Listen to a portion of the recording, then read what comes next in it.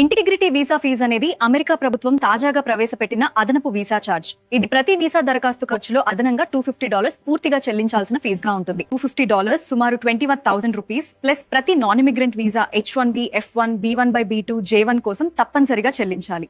ఈ కొత్త ఫీజు 2026 1 జనవరి నుండి అమలు అవ్వబోతుంది.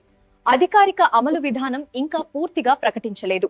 కొత్తగా ప్రవేశపెట్టిన యుఎస్ వీసా ఇంటెగ్రిటీ ఫీ అనేది షరతులతో కూడిన రీఫండబుల్ ఫీజు. ఇది ఒక రకంగా సెక్యూరిటీ డిపాజిట్ లాగా పనిచేస్తుంది.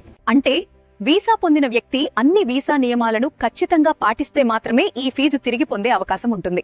ఉదాహరణకు వీసా గడువు మించకుండా అమెరికా విడిచిపోవడం, వీసా షరతులకు విరుద్ధంగా పనిచేయకపోవడం, అమెరికా ఇమిగ్రేషన్ నిబంధనలను పూర్తిగా అనుసరించడం వంటి వాటిని తప్పనిసరిగా పాటించాలి. ముఖ్యమైన విషయం ఏమిటంటే ఈ రీఫండ్ ఆటోమేటిక్ గా రాదు.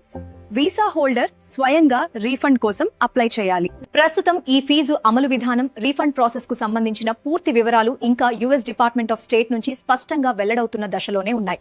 ఇలాంటి మరెన్నో తాజా visa and study abroad updates కోసం yes ఓవర్సీస్ కెరియర్స్ ని ఫాలో అవ్వండి. Your trusted education partner.